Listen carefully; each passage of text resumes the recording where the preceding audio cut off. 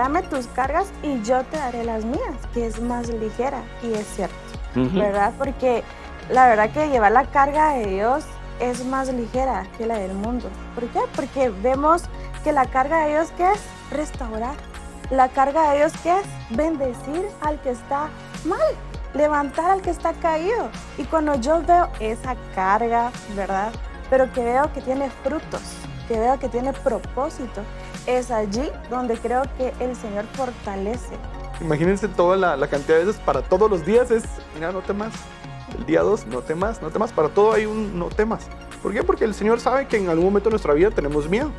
Pero la vida de oración y la vida de estar leyendo su palabra nos da esa alegría y esa paz que necesitamos, porque todos los días hay aflicciones, todos los días hay afán, porque dice que cada día traerá su propio afán.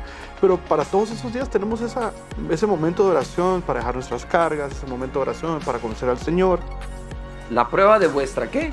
Fe, ¿Produce qué? paciencia. Paciencia. Y sin fe y paciencia, No se hereda. o con fe y paciencia se heredan las. Entonces dice, tengan por sumo gozo cuando estén en diversas pruebas, porque de ahí va a surgir la fe y la paciencia con la que obtengo la promesa. ¿Ves? El que entiende esto recibe ese gozo. Dice, no, tranquilos, lo que viene es mejor.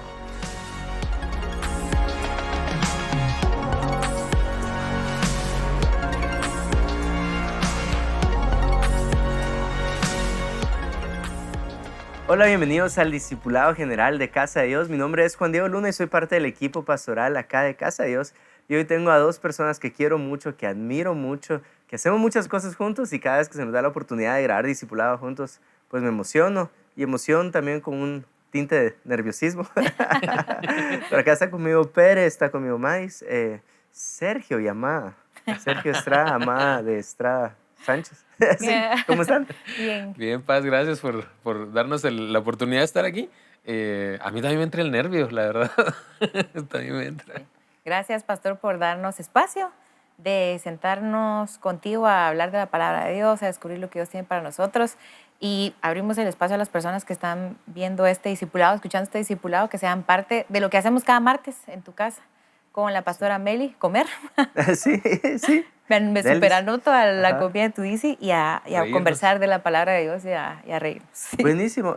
Son parte del liderazgo acá de Casa de Dios y la idea pues es dirigirnos al liderazgo de Casa de Dios. Sé que hay muchas otras personas que les gusta recibir el discipulado también de la iglesia, pues son totalmente bienvenidos y quiero contarles un poquito este mes de que vamos a estar hablando del discipulado general. Lo que hay en el corazón de nuestro apóstol, del pastor Cash, es cree, él nos compartió en la última reunión o hace unas semanas, cree que el mayor movimiento evangelístico para Casa de Dios viene.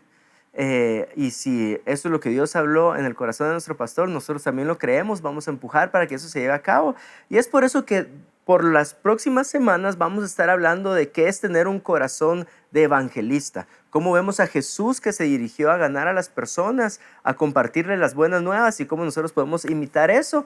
Pero antes de irnos a la palabra del Señor, recordarte que Casa de Dios, la visión de Casa de Dios es ir y hacer discípulos a todas las naciones, bautizándolos. No se lo dice. Sí, enseñarlos a orar, bautizarlos. No.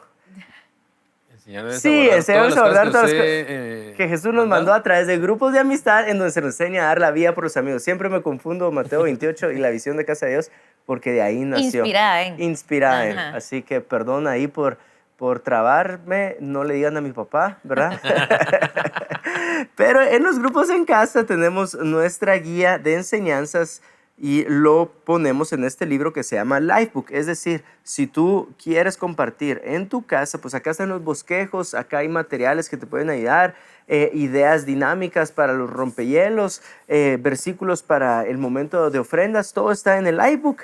Lo puedes conseguir en la librería Casa de Dios o si eres parte del liderazgo de Casa de Dios, puedes descargarlo a través de la plataforma de Vid. Buenísimo. Dicho eso, vamos a la palabra del Señor, ¿les parece? Amén. Buenísimo. Si estás anotando, el título de esta enseñanza se llama Obra de Evangelista. ¿De dónde nace? 2 Timoteo 4:1. Y si alguien nos puede hacer, pues, Pere, tal vez me ayudas a leer. Del 1 al 8. Del 1 al 8, sí. 2 Timoteo 4, 1 al 8. predica la palabra, te encarezco delante de Dios y del Señor Jesucristo, que juzgará a los vivos y a los muertos en su manifestación y en su reino, que prediques la palabra, que instes a tiempo y fuera de tiempo, redarguye, reprende, exhorta con toda paciencia y doctrina, porque vendrá tiempo cuando no sufrirán la sana doctrina, sino que, teniendo comezón de oír, se amontonarán maestros conforme a sus propias concupiscencias, y apartarán de la verdad el oído y se volverán a las fábulas. Pero tú sé sobrio en todo, soporta las aflicciones, haz obra de evangelista, cumple tu ministerio, porque yo ya estoy para ser sacrificado y el tiempo de mi partida está cercano. He peleado la buena batalla, he acabado la carrera, he guardado la fe. Por lo demás, me está guardada la corona de justicia, la cual me dará el Señor, juez justo, en aquel día, y no solo a mí, sino también a todos los que aman su venida. Excelente. Quiero volver a leer el 5 y preguntarles qué es lo que les resalta a ustedes. ¿Cuál creen que es la enseñanza, no solo de Pablo a Timoteo, sino que de las Escrituras para nosotros el día de hoy? ¿Verdad? Dice, pero tú sé sobrio en todo. Soporta las aflicciones y haz obra de evangelista. Cumple tu ministerio. No sé qué les resalta. Para mí es una carta. Si yo pudiera estar bajo el liderazgo de Pablo, por ejemplo, y Pablo está en las últimas, y creo yo que si estoy pastoreando una comunidad o si estás pastoreando un grupo, un discipulado, creo yo que lo podemos tomar bastante como consejos para ese pastoreado, ¿verdad? Pero no sé qué les resalta de cada una de ellas. Para ustedes, ¿qué es hacer obra evangelista? ¿Qué es cumplir el ministerio? Sí, la verdad es que es algo importante del mensaje que Jesús dejó es que su propagación depende de nuestra obra evangelista, es decir, de nuestro trabajo de anunciar una buena noticia. Y creo que cuando Pablo le escribe aquí a Timoteo, me encanta, siento también como que tu papá enseña bastante esto, ser sobrios. Y por sobriedad nos referimos como a equilibrados, mesurados, constantes, soportar aflicciones y hacer tu trabajo evangelista. Hacer tu trabajo de compartir las buenas nuevas cumpliendo nuestro ministerio. Y es un llamado, creo yo, que no es solo para Timoteo, sino para todos nosotros. Pero, sinceramente, es un trabajo difícil. Es un trabajo bien difícil porque, y dependiendo cómo es cada uno, yo creo que tengo bien claro en mi mente algunos evangelistas muy, muy famosos, por ejemplo, Dante Gebel, tu papá, ¿verdad? Pastor Cash. Amigos cercanos, se me ocurre muchísimo Nando Papa, sí. Edwin Godínez. En cuanto a mí, por ejemplo, yo me considero que soy maestra de la palabra. Entonces, cuando oigo obra evangelista, mira, son palabras que cuando las leo, Dios me incomoda muchísimo. Me incomoda muchísimo. Es como un blazer que no fuera de mi talla y que sé que tengo que vestir. Entonces, cuando veo esto, me resalta mi incomodidad. Me resalta mi comodidad. Tú decís que me resalta ay, Dios mío, vamos a hablar de algo que cuando yo escucho el tema de evangelismo, misión es algo de mí, si quiere hacer la loca, quiere esconder, si quiere irse hasta atrás, no quiere. Por eso es necesario venir una y otra vez a este pasaje. Sí. Creo yo que hay ministerios en las Escrituras y hay don y hay un llamado que todos tenemos que hacer. Por ejemplo, veo el ministerio profético. Sí. Aunque yo no me considero ministro o profeta, sé que hay un don profético en cada uno de nosotros, ¿verdad? Y creo yo que por ahí también va lo evangelista. Creo que hay personas como los que tú mencionaste, ¿verdad? Los nombres como Dante Gebel, mi papá, en Estados Unidos creo que Billy Graham, o cercanos que tienen, creo yo, que es ese ministerio, pero no cabemos ahí, pues, entonces, pero también tenemos esa responsabilidad, tal vez llamémoslo responsabilidad, un trabajo que todos tenemos. La verdad es que la palabrita obra de evangelista, o la obra es trabajo, es literalmente un trabajo, es casi un empleo. Para que tengamos nosotros más claridad de qué se refiere la Biblia con eso, es una responsabilidad que tenemos y por eso dice cumplir. A mí me llama la atención cumplir, o sea, es algo que se te encomendó y hay que cumplirlo, no es... pues hoy no tengo ganas. Cuando se me dé. Ajá, sino hay que cumplirlo. O sea, la tenemos ahí, la responsabilidad. Me llama la atención mucho me resalta mucho que tiene aflicciones, o sea, es parte de. Es como, no podemos sorprendernos si empezamos a tener aflicciones o si es difícil hacer obra de evangelista. no podemos sorprendernos de que sea difícil, no podemos sorprendernos de que sea cansado, no podemos sorprendernos de que tenga aflicciones. Yo también estoy, pues yo de verdad no creo tener el llamado de evangelista, pero sí me toca hacer evangelismo, como a Ajá, todos los sí, cristianos. total. De hecho, un amigo de la niñez me llamó hace como un par de meses y me contó cómo, y mira los lodazales en los que nos metemos porque andan evangelizando ahí metidos en selvas y él se veía feliz y yo, qué alegre, qué Ajá. alegre ahí, de tu lado. Pero sí medio me tiró así como que me invitaba a un Venite. viaje y yo así, estoy ocupado, tengo que grabar con el pastor. Entonces me Sí. salta la idea de que es una responsabilidad. Para algunos es su responsabilidad a la que Dios los llamó y para todos, en algún punto, tenemos la responsabilidad de evangelizar, de compartir. Sí. Y ahorita quiero entrar a cómo se mira esa responsabilidad o cómo lo podemos aplicar en nuestra vida. Creo que los tres tenemos empleados a nuestro cargo. Y algo mencionaste tú que no es como se me da la gana. Creo yo que los tres batallaríamos si un empleado viene y dice, es que hoy no me dio la gana de Hoy no me trabajar. nació. Hoy no me nació. Y muchas veces llevamos esa conducta delante del Señor y decir, es que el Señor, estoy esperando a que me nazca, ¿verdad? Y creo yo que tenemos que asumir esta responsabilidad de reino en nuestra vida. Pero antes de ir, y quiero que leamos cómo Jesús llamó a Leví, sí quiero hacer énfasis en esas tres cosas que me resaltan. A ver, y dice, cumple tu ministerio. Creo yo que un ministro fuerte, un ministerio fuerte, o tal vez no voy a hablar de ministerio, pero sí de mi persona. Creo yo que si yo deseo tener o deseo ser un ministro fuerte, creo que acá hay tres áreas bien importantes. Sé sobre todo dominio propio, ¿verdad? Creo yo que muchos de los escándalos que nosotros vivimos dentro de iglesias no es por falta de gracia, ¿verdad? Porque todos nosotros sabemos que la gracia cubre multitud de faltas, pero sí es cuando un ministro no tiene dominio propio en alguna área, es ahí donde sale un escándalo. Entonces creo que Pablo está diciendo, sé sobrio en todo, ten dominio propio en todo y vas a tener un ministerio fuerte. Soporta aflicciones. No solo tu ejemplo de atravesar dolor, creo yo que un buen ministerio, un ministerio, si lo puedo llamar saludable, es aquel que te enseña a atravesar dolor, no te enseña a evitar dolor, ¿verdad? Ese ideal de ahora que estás en Cristo Jesús, no van a haber dolores en tu vida. No sé quién se lo inventó, pero no es nada bíblico, ¿verdad? Y mucho de nuestro trabajo como pastores, en el liderazgo que tenemos, es acompañar a estas ovejitas mientras atraviesan dolor. Y obviamente un ministerio fuerte es aquel que sigue compartiendo el mensaje de salvación. Cristo Jesús vino a salvarnos, vino a rescatarnos de la maldición del pecado. Su gracia cubrió nuestros pecados. Por Él llegamos al Padre. Es el único camino. Entonces me parece increíble. Este es versículo el 5. Y por ahí nos podemos ir.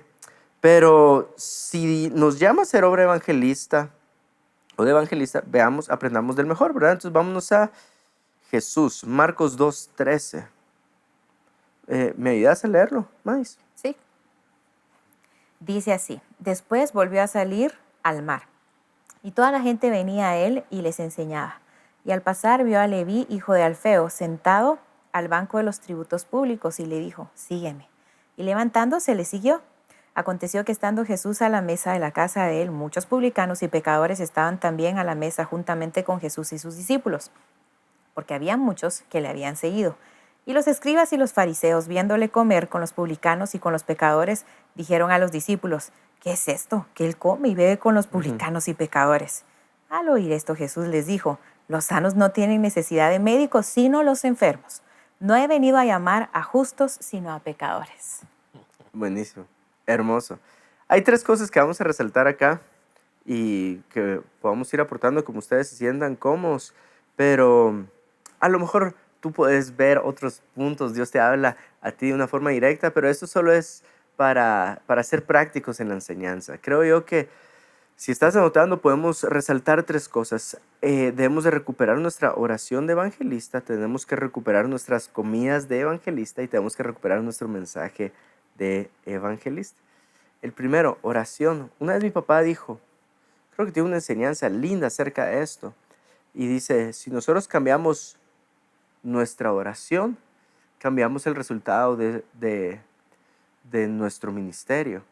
Y hace poco vino una persona a presentar uno de los mayores movimientos evangelistas que hay ahorita en Guatemala y en muchos otros países, y lo único en lo que ellos se enfocan es, ora, toma 5 minutos para orar por 5 personas, ¿verdad? Y creo yo que si nosotros no tenemos una oración, no sé si podría decir diaria, por aquel que necesita ser alcanzado, va a costar mucho que emprendamos evangelismo sin achaques, ¿verdad? Sin sufrimiento, Ajá. sin problemas, sin obstáculos. Sí, creo que la oración es lo que tiene que ir adelante en realidad, preparando. Es como, no sé, tal vez alguien de quienes nos están viendo, quienes nos están escuchando, sepa mucho de agricultura, pero creo que en el mundo moderno la gran mayoría de nosotros no sabemos mucho o casi nada de agricultura. Pero no se trata solo de tirar las semillas, sino que hay que preparar la tierra, hay que ver si la tierra es buena, hay que probar, hay que fertilizar, hay muchas cosas. Para cuando por fin llega la semilla ya hubo un trabajo previo. Creo que la oración es eso. Creo que la oración es ese trabajo previo, suavizar la tierra, nutrir la tierra, batallas espirituales que no sabemos, tal vez la condición del todo de la persona por la que estamos intercediendo. Y creo que la oración es eso, es preparar la tierra para cuando por fin llegue la semilla. Ujú. Es vital orar por las personas y creo que muchas veces lo dejamos de lado. Sí. No sé si ustedes se recuerdan cuando tal vez en algún encuentro, en algún campamento, en algún grupo orábamos por las sillas y por las bancas. Sí. Ujú. Miren, yo al principio miraba esta actividad tan inadecuada, voy a decir, cuando estaba en algún encuentro y vamos a orar por las sillas y yo sentía como un poco, ay, ¿por qué orar por las sillas? Lo sentía tan... Yo creo que una vez una masiva acá donde cada líder tenía que orar por un sector. Ajá. Sí. Y yo lo sentía tan, no quiero, pero pues sí, obediente soy, rebelde no soy en este ¿Y tipo de por qué? rebeldía. Porque Porque sentía que no, hasta que, y en la primera Ajá. vez que me tocó hacerlo, estando orando yo se empieza a poner cosas en mi corazón de la persona que va a estar en esta silla y yo, ay, qué fructífera era la oración. Y platicábamos con Pere algo hace días. Jesús mismo oraba todo el tiempo para hacer su obra evangelista. Ujú. Entonces, al orar, creo yo, para hacer evangelismo, y creo que el evangelismo no es solo hacer masivas, No, pues, campañas, reuniones, es bien cotidiano. Yo personalmente lo aprendí mucho de mi papá. Buenas tardes, ¿cómo está? ¿Tiene no sé qué? Y usted conoce a Jesús, pero lanzadísimo mi papá. Todo el tiempo le está hablando de alguien a Jesús de la manera más casual y cotidiana. Qué bonito. Pero uno no puede ir como... Claro que te puedo hablar de la lluvia, pero para hablarte de Jesús es el Espíritu Santo el que convence de pecado. Ujú. Entonces es necesario orar, creo yo, por las personas con quien interactuamos, para que Él nos aclare el ambiente espiritual. Nuestra lucha y nuestro trabajo y nuestra obra no es con carne y sangre, no es con la persona que tenemos enfrente, sino con su necesidad, con lo que atrás le está oprimiendo. Tal vez conversamos todos los días con una persona en el trabajo que tiene depresión, que tiene angustia, y orar por esta persona prepara el ambiente, trae libertad, trae confianza, nos da denuedo, nos da habilidad para saber por dónde hablar, nos da autoridad, Sí, full. nos da conciencia de saber qué predicar. Y respecto a recuperar la oración evangelista y uniéndolo a lo de Jesús y su llamamiento de Leví, no sabemos si Jesús estuvo orando toda la noche anterior, ayunando, porque Jesús ayunaba, oraba y vigilaba. No sabemos si él estuvo, Padre, mañana que yo le diga a Leví, sígueme, que él esté atento, que él me siga, que no me diga no. ¿Cuánto oró Jesús por Leví para que esta historia sucediera? Pues esto no está escrito en el relato, pero seguramente sucedió. Nos toca orar de, bueno, vamos a orar hoy por nuestro grupo, vamos a orar hoy por la reunión del domingo de la iglesia. Sé que en la mayoría de iglesias lo tenemos de media hora antes de la reunión, vamos a orar, voy camino a la iglesia, voy orando por el inconverso que estoy invitando, al que le dije, venite conmigo a la iglesia, porque es el Espíritu Santo el que convence. Sí. Me gustaría preguntarles, no sé si ustedes tienen alguna herramienta práctica para alguien que está escuchando. Sí, yo debo orar, pero ¿cómo le haría? Yo, voy a contar lo que he hecho y cómo este punto me confronta bastante a mí, porque cuando uno está involucrado tanto en el modelo de Jesús, y yo estoy en el modelo de Jesús desde que tengo 11 años, llega un momento en donde mi oración dejó de ser por aquel que necesitaba conocer a Cristo y empezó a ser por mis 12. ¿Verdad? Entonces yo tengo en mi teléfono, tengo mi nota, y entonces ahí tengo el nombre de todos. Y como soy bien distraído, prefiero sacar eso y empiezo, bueno, voy a orar por él, por ella, por él, por ella. Pero me di cuenta que mi oración, sustituí mi oración por aquel que necesita conocer de Cristo, que por mis discípulos. Por eso es que este punto me confronta mucho, porque siento mucho al Espíritu Santo decirme, bueno, Juan Diego, creo que es tiempo de recuperar tu oración por aquellos que necesitan de conocer a Cristo. Y ahorita tenemos una dinámica bien bonita con Melissa, porque empezamos grupo otra vez, y es interesante otra vez compartirle el Señor a alguien que no es cristiano, ¿verdad? He predicado acá en Casa de Dios y no me intimida nada comparado a lo que me intimida predicarle a un grupo de 10 personas donde 2 no son cristianos, ¿verdad? Sí, No sé total. ni para dónde ver, me pongo nervioso, qué ejemplo usar, si es adecuado el versículo, pero esa dinámica de grupo también me está ayudando a recuperar mi oración por aquel que necesita conocer de Cristo. Entonces mi pregunta es, ¿ustedes cómo lo hacen? ¿Tienen alguna forma así como yo, una nota donde oran? ¿O cómo le recomendarían a alguien hacerlo para que no se quede muy en, ¡ay, qué bonita Filosófico, idea! sí. Ajá. Yo la verdad no es que tenga alguna técnica concreta, pero quiero decir que el modelo de Jesús ayuda mucho. Sí. Una estructura en Casa de Dios es el modelo de Jesús, tal vez en otra iglesia es otro modelo. En sí misma ya trae el tiempo de oración en el discipulado y en sí misma ya trae el tiempo de oración antes de hacer grupo. Yo me recuerdo la primera vez que hice grupo con Pere, yo adivina cuántos invité. A ni uno, A ¿no? nadie. No. Pero Y por pena. Pere, pues es que en un punto quiero conversarlo con lo que me cuesta, quizá algunas personas se identifican conmigo. Pere llenó ese grupo. Nada. Pere llenó ese grupo. Él que no es sociable, que no sé qué, es mentira, ¿verdad? Él llenó ese grupo, está lleno de personas. ¿Sí? ¿Cómo has nos estado? expusiste. Y un saludo único con cada persona. Yo no llevé a nadie, fue él el que llevó a las personas para predicarle, pero tuvimos que orar antes. Entonces creo que no puedo decir una técnica, una metodología exclusiva, sino que el modelo en sí mismo nos da esta estructura. Buenísimo. Orar por obreros en el discipulado y antes del grupo orar. De ahí eventualmente que nosotros oramos unas 2 veces a la semana por las personas que tenemos presentes o necesidades o consejería, pero no puedo decir que es tan metodológico o sistemático, ¿verdad? Lo que sí es sistemático es orar en el discipulado y orar previo al grupo. Buenísimo. Orar por las hijas. Orar por las sillas. Orar por las sillas. Yo la verdad es que obviamente lo mismo que es lo que hacemos como esposos y mi oración también se va muy fácilmente hacia el grupo del que somos responsables. O sea, Sí. también este punto a mí pues tampoco me gusta mucho que digamos porque me confronta, porque se me va muy para ahí y yo lo que hago es Y que... creo que socialmente también nos confronta, porque Sí. nos obliga a salir de ciertos círculos Sí, donde ya nos totalmente. sentimos o sea, cómodos. O Ajá. sea, yo Por en ejemplo, ese grupo... la familia.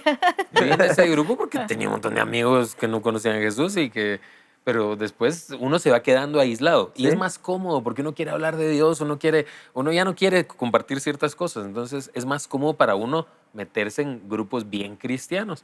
De hecho, nosotros ahorita con la instrucción de abrir grupo hemos estado, ¿dónde metemos? O sea, ¿dónde podemos meter un grupo? Porque tenemos la agenda súper llena, pero sí estamos pidiendo al Señor que nos guíe a eso porque queremos hacerlo para que nos mantenga siempre pues en contacto, total. por así decirlo, entre comillas, con el mundo que está allá afuera, de donde uno se enclaustra.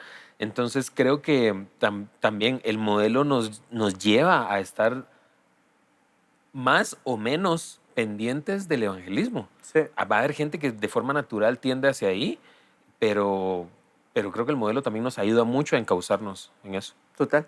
Hablando del modelo, quisiera saltar también, usarlo de transición para el segundo punto, y es, nosotros somos muy intencionales en comer juntos, ¿verdad? Y lo mencionaste al principio, la comida en tu discipulado. Vemos a Jesús comiendo con Leví, vemos a Jesús vemos a Jesús compartiendo comidas con un montón de personas antes de empezar este trabajo personal en verlo como obrero y convertirlo en pescador de hombres. Entonces, quiero leer Hechos y de ahí hablamos acerca de qué tan importante es comer una comida con las personas, ¿verdad? Dice, perseverando unánimes cada día en el templo y partiendo el pan en las casas, comían juntos con alegría y sencillez de corazón, alabando a Dios, teniendo favor con todo el pueblo, y el Señor añadía a cada día a la iglesia los que habían de ser salvos. No me acuerdo el autor, ay, me van a perdonar, pero hay un autor que hizo que viera yo la Santa Cena o la comunión de diferente forma. Dice, Jesús puso un pan, pero el pan que puso, la instrucción es, partan, ¿verdad? Compartan ese pan, no un pedacito para cada uno, sino que un pan compartido. Y el Evangelio, Jesús está hecho para ser compartido. Qué bonito. y me doy cuenta que la comida es sumamente importante a la hora de evangelizar a alguien. Molestamos de esta forma con Melissa y tú decís, bueno, tenemos nuestra reunión y hablemos de algo, ¿verdad? En la última reunión estuvimos hablando acerca de Jesús. Jesús vino a levantar al que estaba caído, ¿verdad? Y bueno, ya estábamos hablando de eso y después compartimos la comida, pero no importa lo que dijiste, la persona en la comida es donde realmente abres tu corazón, ¿verdad? Y mira, fíjate que estoy pasando esto, en donde, y tú decís, ajá, es el momento de la comida donde no sé qué sucede, pero es más fácil llevar estas buenas nuevas. De hecho, las comidas, hasta en el mundo de los negocios, son muy importantes porque bajan las defensas, así le llaman, bajan las defensas o las murallas. Entonces, no es lo mismo hablar de negocios así en seco que con un cafecito y con un panito. No es lo mismo. Entonces, desde el punto de vista psicológico, en los negocios dicen, hay que hacer comidas de negocios. Y básicamente esto también es negocio. O sea, estamos tratando de hacer una transacción entre, mira, pues aquí está el Señor y te quiere salvar, entrégate a Él. O sea, hay una transacción ahí. El mejor negocio de tu vida. El mejor negocio de tu vida. Entonces, creo que es bien importante. En la comida nos abrimos mucho, compartimos más, platicamos de distintas cosas. Creo que también ahí las personas abren sus corazones y cuentan otras cosas que también a nosotros nos ayudan a orar más específicamente por ellos. Y creo que la obra de evangelista, aunque quizá algunas personas puedan decir, pero es que yo me muero de miedo de hablar, pero creo que la obra de evangelista, en el pasaje que leímos de Jesús con Leví, Jesús llegó, comió, platicó con ellos y seguramente hizo algún milagro, hizo alguna palabra profética ahí que la gente dijo, sí, ¿va? Pero la obra evangelista de Leví fue poner su casa. Entonces creo que muchas veces nuestra obra evangelista va a ser poner la casa para que... Yo quería hablar de mi suegro, porque mi suegro de verdad, creo que él sí evangeliza a tiempo y fuera de tiempo. O sea, él encontró a veces ni siquiera tiene una entrada para hablar de Jesús y mete Jesús. Entonces, si él estuviera aquí en la ciudad, yo te diría que yo haría mi obra evangelista organizando una cena y le diría a mi suegro, le voy a tener ahí a 20 personas que no conocen a Jesús. Y ella llegaría, pero con hambre, pero evangelizar, no de comer. Entonces, creo que Leví, su obra evangelista en ese pasaje fue poner su casa, invitar a la gente. Y la obra evangelista de Jesús fue llegar y evangelizar. O sea, no es una sola forma que podemos hacer esa obra. Sí. Socialmente yo creo que comer es muy importante. Es mi cumpleaños, una comida. Es, no sé, una grabación. Bienvenida a trabajo, se va del trabajo. Lo que sea, literalmente. Cuando Jesús encontró a sus discípulos en el camino de Maús, si no estoy mal, les cocina pescado. Cuando lo reconocen. O a la mañana siguiente. El pan ahí. Parte el pan. Que yo estoy a la puerta y llamo y siguiente cenaré con él y él conmigo. Es decir, la comida socialmente, no solo para el evangelismo, sino socialmente es una oportunidad para compartir sin tener sesgos de gusto. Si, por ejemplo, yo quiero compartir con Juan Diego, probablemente tendría que hacer CrossFit y no tengo ganas. Y no vamos a poder hablar ahí. Si quiero hablar con alguien que tal vez le encanta el tema de salud, entonces el tema de la comida es que es universal.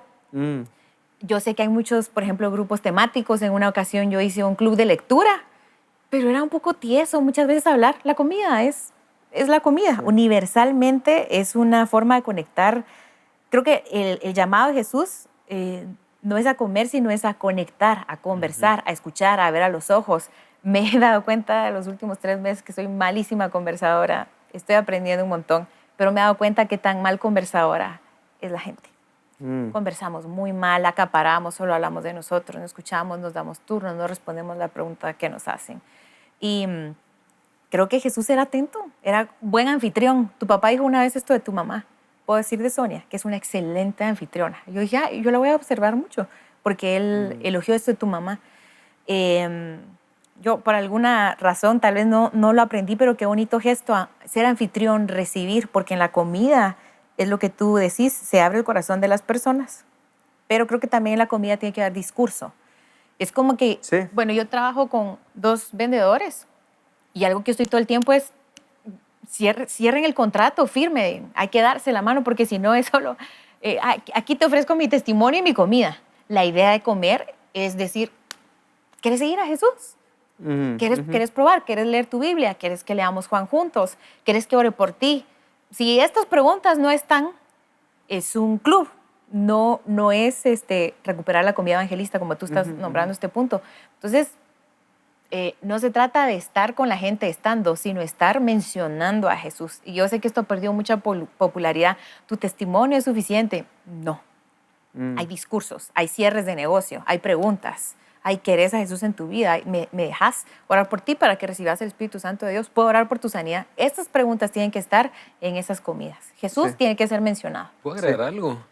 Creo que muchas veces decimos, pero es que yo como con pecadores porque Jesús comía con pecadores. Sí, pero Jesús comía con pecadores y en su mente él ya sabía cómo iba a cerrar esa cena. Sí. Si solo voy a comer con pecadores, estoy usando la palabra pecadores porque es la que está en el pasaje. Pero todos somos. No porque yo me las lleve, pero todos somos. Entonces, pongámonos en contexto. ¿no? Pero, entonces, si yo solo como con pecadores y como con pecadores y como con pecadores, la verdad es que sí me estoy poniendo mucho riesgo. Sí, total. Tengo que llevar una idea de voy a comer con pecadores porque tengo un propósito de que ellos que conozcan al que me salvó, al que me ama, al que me restaura. Yo también quiero que lo conozcan. Entonces yo creo que él sí comía con pecadores, no le molestaba que lo criticaran por eso, pero él tenía un plan. Sí, total. Y quiero agarrar lo que ustedes están diciendo para ir concluyendo y tal vez solo mencionar el tercer punto, pero es el mensaje, tu mensaje. Hay un versículo bien bonito en Éxodo y lo voy a intentar usar el mismo principio que está cumpliendo, aunque es contexto diferente, pero es el mismo principio que está cumpliendo. En Éxodo 13 le está dando instrucciones al pueblo de Israel. Cuando está dando instrucciones al pueblo de Israel, está hablando específicamente de las primicias. Cuando pues, nace un ternero de la vaca, entonces ese primero es entregado al Señor. Entonces un papá tenía que llegar con ese animalito y sacrificarlo, pues. Entonces dice, cuando tu hijo te pregunte lo que estás haciendo, solo imagínate un niño viendo a su papá matar un animalito, o sea, y los bebés son los más tiernos. Tú le vas a decir, pues un día éramos esclavos y el Señor nos libró de esto. Y muchas veces es ¿por qué hacemos grupo? ¿Verdad? ¿Por qué hacemos este discipulado general? ¿Por qué estamos empujando la visión de Casa de Dios? ¿Por qué estamos comprometiendo nuestras noches, 2, 3, 4, 5 noches entre la semana? Por una sola razón, porque un día éramos pecadores. Jesús nos dio de su sangre, de su amor, nos cubrió y ahora tenemos acceso a nuestro Padre que está en los cielos. Por eso hacemos lo que hacemos. Y entonces, tal vez ese es una de las mejores conversaciones que puedes tener en esa comida. Mira, quiero contarte que un día Jesús hizo esto por mí. Estoy seguro que Jesús puede hacer esto por ti. ¿Estás dispuesto a seguirlo? Y se nos olvida ese discurso, se nos olvida ese mensaje. Eso es compartir el evangelio, porque muchas veces cuando alguien dice, si mi papá viene y me dice en la reunión, Juan Diego, quiero que recuperemos lo evangelista de la iglesia, uno se puede ir por muchos caminos en la mente. Me estás diciendo que masivas como red, o me estás diciendo, ¿qué es lo que me estás diciendo? Y creo yo que al final es eso, recordarle a las personas que compartan lo que Jesús hizo en cada uno de ellos, ¿verdad? Yo creo que yo quisiera agregar algo ahí que no me di cuenta, Mais me hizo ver hace unos días. Es que yo no soy bueno para dar mi testimonio. No lo estructuro bien, me chiveo, me siento tímido, me siento cortado, me cohíbo.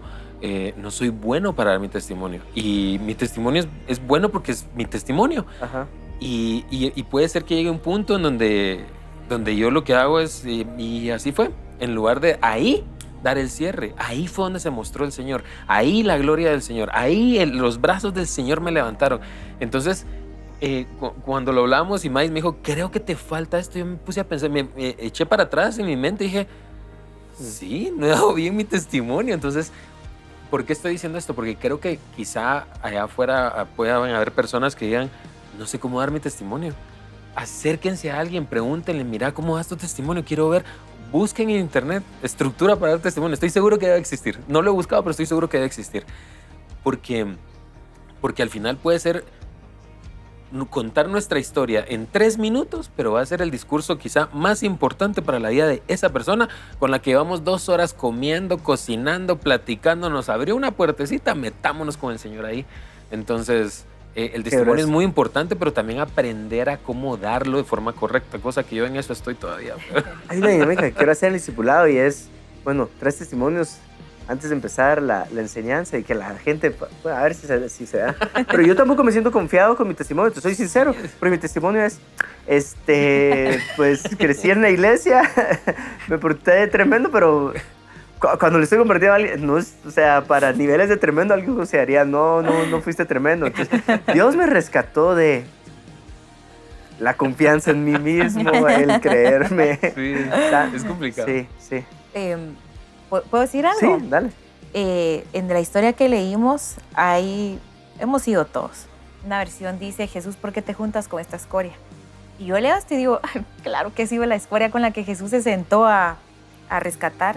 Está Leví, claro que he sido Leví, pero ojo, porque muchas veces podemos ser los publicanos y los fariseos. ¿Por qué Jesús te está sentando? Y cuestionar a otras personas. Pero ¿por qué esta persona anda con esta persona? Y si nosotros no sabemos el trabajo que la persona está picando, haciendo atrás, testificando, acompañando, más vale no hablar en contra de lo que alguien está haciendo y juzgar. Basándonos en esto, los escribas y fariseos, viéndolo comer con los publicanos y pecadores, dijeron, ¿qué hace él con ellos? Jamás seamos estos personajes del relato, sino decir, veo que tal persona anda mucho con tal persona, y yo le puedo apoyar en oración, pero jamás voy a pensar mal de mi hermano, porque está haciendo luz, donde Dios lo está poniendo, está haciendo luz en lugar de juzgar sus relaciones interpersonales, aplaudir así, bendecirlo, porque ahí tiene una oportunidad de testificar. Sí, muy bueno. Me recuerdo una época en Guatemala en donde ustedes se recordarán también que hubo muchas personas que se fueron a la cárcel, ¿verdad? Y estas. Y siempre esa tentación de, bueno, ¿los vamos a visitar o no? ¿Verdad? Pues si no los va a visitar la cárcel van a decir, ajá, con que hay algo ahí entonces. Sí. Y pues lo pongo en ese extremo para lo que estás diciendo tú y es al final todos necesitamos de Cristo, ¿verdad? Y no puedo cometer el error de darle contexto darle un contexto que no es el contexto real, ¿verdad? Bueno, terminamos orando, creyendo que el Señor va a añadir a la iglesia a todos los que han de ser salvos. Si nos estás viendo de otra iglesia, que Dios añada a tu congregación todos los que han de ser salvos. La comunidad del pacto antiguo es Israel, la comunidad del nuevo pacto es la iglesia. La iglesia nació del corazón de Dios y crece cuando compartimos el evangelio. Las buenas nuevas, Cristo vino por nosotros y nos dio acceso al Padre. Oramos. Padre, muchísimas gracias por este tiempo. Yo te pido que nos empujes, nos incomodes a hacer obra de evangelista. En el nombre de Jesús, amén.